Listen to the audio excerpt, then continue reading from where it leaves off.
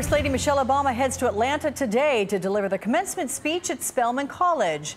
Mrs. Obama will address more than 500 graduates there. She will also be the keynote speaker at the graduating class at West Point this week. Joining me now from Washington, D.C. is Cheryl Stolberg, White House correspondent with the New York Times and contributor for thegrio.com, Sophia Nelson. Sophia is also the author of the new book, Black Woman Redefined, Dispelling Myths and Discovering Fulfillment in the Age of Michelle Obama. Ladies, good morning. Welcome to you both. Good morning. Sophia, in the commencement speech that our First Lady conducted last week, she praised the bravery of the Navy SEALs who carried out the raid on bin Laden. How significant is it that we're hearing from the First Lady on issues that are outside of a First Lady's traditional role? Well, I don't think it's actually unusual because this First Lady has a great love and passion for our military families. So it doesn't come as a surprise to me that she would praise the Navy SEALs, who are, of course, part of our military, and I assume they have families. They do a great job for us. They're often unseen and unheard because of the type of mission scope that they have. So I think it was entirely appropriate for her to do so. I think appropriate indeed. But Cheryl, with regard to you, certainly our First Lady has a very high profile. She has the Let's Move campaign and the Joining Forces initiative, support service members and their families that we just had Sophia kind of relating to.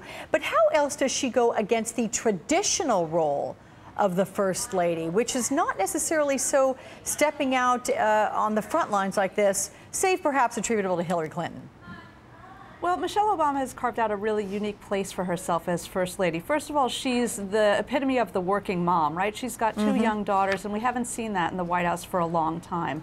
So she's really been, I think, an inspiration for women generally, and black women in particular, which is one reason we're seeing her give the commencement address at Spelman College, a historically black college. And so we've seen her really juggle. She's been out there with the Let's Move anti-obesity campaign, with campaigns to promote the needs of military families, but she's also made very clear that she is going to tend to her children, and she's carved out space for herself to do that. I'm curious your take on this, Sophia, because we saw Hillary Clinton. She took on a pretty hefty role here, the issue of health care when she was First Lady. She went on to become the Senator of New York, Secretary of State now. In terms of women in politics, how significant is this?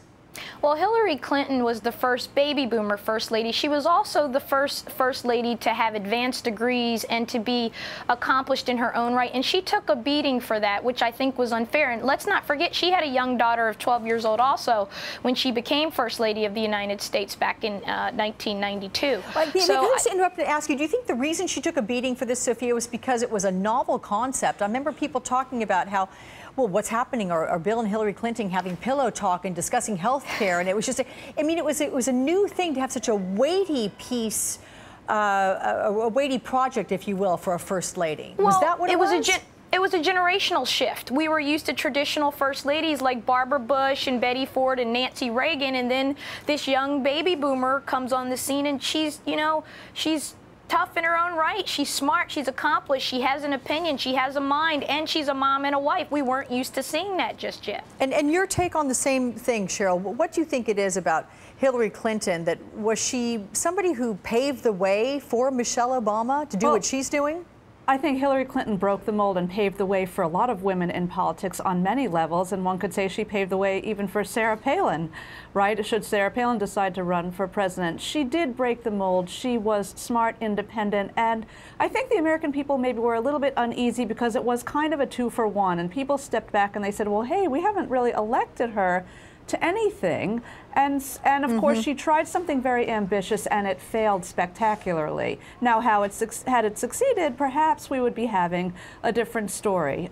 Michelle Obama is a very accomplished professional woman in her own right and has frankly irritated some professional women by taking a step back, by not using her smarts and her education to be sort of the full-on partner in a way, a policy partner that Hillary Clinton was. But I really have come to believe, watching many First Ladies, that they all approach the job in their own way. And what we're seeing is Michelle Obama's own style. All right, well, ladies, we have mere seconds left in the show, so that'll be a wrap. And my thanks to you both, Sophia Nelson, Cheryl Stolberg.